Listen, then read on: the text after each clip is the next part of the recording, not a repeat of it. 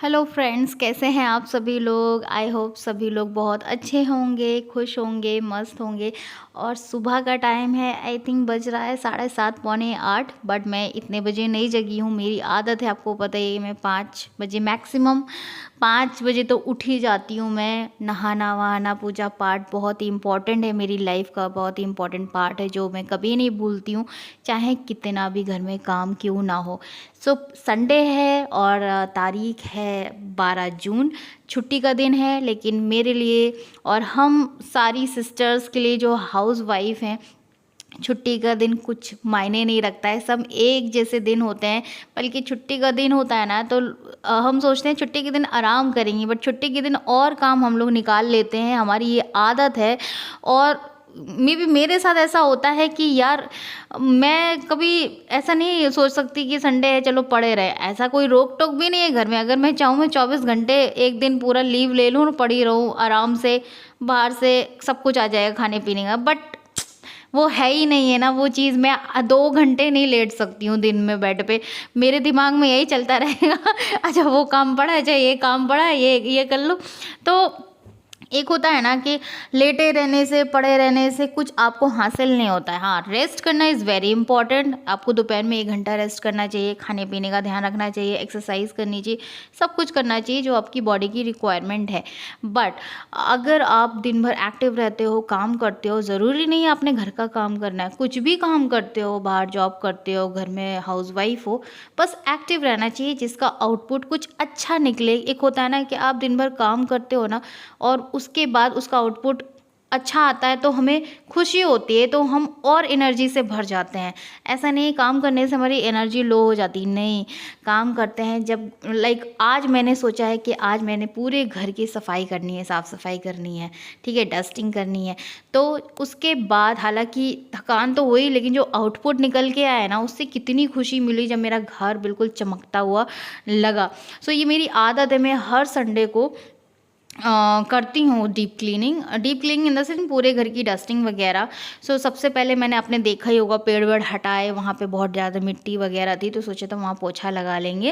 And थोड़े से plants के जो एक्स्ट्रा के लीव्स होती हैं सूख फूक जाती हैं, थोड़ा सा मिट्टी को भी वो खोद खोद के कर देते हैं, तो इससे क्या होता है ना कि अच्छे प्लांट्स और खिल के निकलते हैं, है ना। ये सारी कटिंग वगैरह मैं संडे को करती हूँ। यहाँ पे भी मैं आ गई हूँ ड्राइंग रूम में।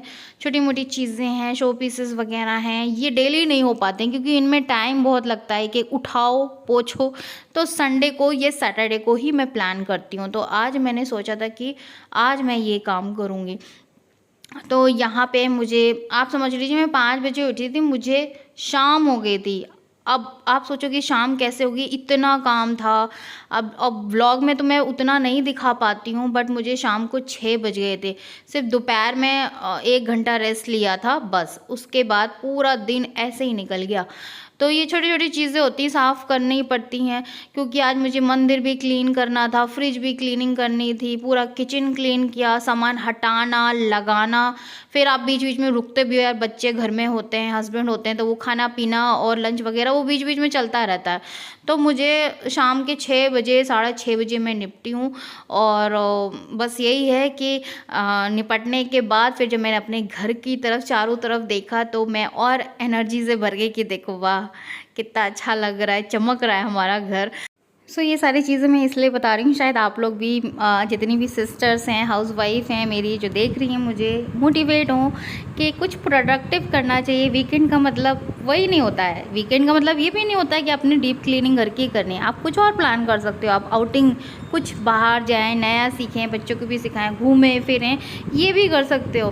तो इट डिपेंड्स कि आप, वैसे भी घूमना फिरना है यार, हर हफ्ते तो कोई नहीं जाता है, मंथ में जाएगा तो 1-2 बार जाएगा, है ना, ठीक है। तो ये चीज़ है। तो वीकेंड पे कुछ समथिंग स्पेशल प्लान करिए, कुछ बेक करिए, कुछ स्पेशल बनाइए, कुछ भी कर सकते हैं, इट्स अप टू यू। ये ज़रूरी नहीं है कि मैं जो कर रही हूँ वही करना है। सो ये चीज़ है। और यहाँ पे मैंने बेड वगैरह भी पोंछ दिया, जैसे आपको बताया था ना, कल के व्लॉग में देखा होगा अपने। आंधी आई, पूरे घर में डस्टिंग डस्टिंग डस्टिंग, और मुझे डस्टिंग से बड़ी एलर्जी है। सो डस्टिंग बहुत ही, मिट्टी तो मैं रहने नहीं देती कि कहीं टेबल पे हाथ रखें तो वो एक होता है ना 3 उँगलियां बन जाएं डस्ट पे और मिट्टी हाथ में लग जाए, ये बिल्कुल भी किसी भी चीज़ में मेरे घर में नहीं होता है। अब आती है किचन की बारी। किचन में आ गई हूँ, यहाँ पे भी ये खिसका खिसका के मैं साफ़ कर लूँगी, बिकॉज़ ये भी नहीं हुआ है, काफ़ी टाइम हो गया है, क्योंकि नए घर में शिफ्ट हुई थी ना मैं, तो मैंने उतना इधर सब क्लीन करके ही रखा था, तो उतना गंदा नहीं हुआ था।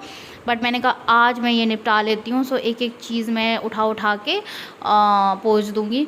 तो ये सबसे पहले मैंने ये एक कपड़े से पूरा वॉल वगैरह प्लेटफॉर्म वगैरह पोंछ दिया है, और उसके बाद सेम दूसरा कपड़ा लाऊंगी, आपको लग रहा होगा जिससे मैं नीचे पोंछ रही हूँ उसी से सामान पोंछ रही हूँ। ऐसा नहीं है, ये तकिए का गिलाफ है जो इतना सॉफ्ट था।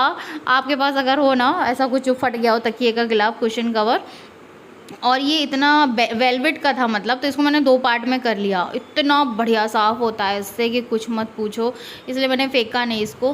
तो इसीलिए मैंने इसको यूज़ करती हूँ, एंड यूज़ करने के बाद वॉश करके रख देती हूँ। वैसे तो यार ऑनलाइन मार्केट में काफ़ी वैसे वाले आते हैं कपड़े डस्टिंग के लिए, आप वो भी यूज़ कर सकते हो, ऐसा कुछ नहीं है, मैं अपना बता रही हूँ। तो ये देखिए एक एक चीज़ करके मैंने साफ़ करके रख दी है। इस संडे को मुझे सुबह से लेके शाम तक होगी। हर संडे मैं ऐसा नहीं करती हूँ, मैं अकॉर्डिंगली प्लान करती हूँ। मुझे लगता है कि आपके जितने भी काम हैं घर में ना, तो जो आपको अनइंटरेस्टिंग लगते हैं ना वो आप पहले कर लो, और जो इंटरेस्टिंग लगते हैं वो बाद में कर लो।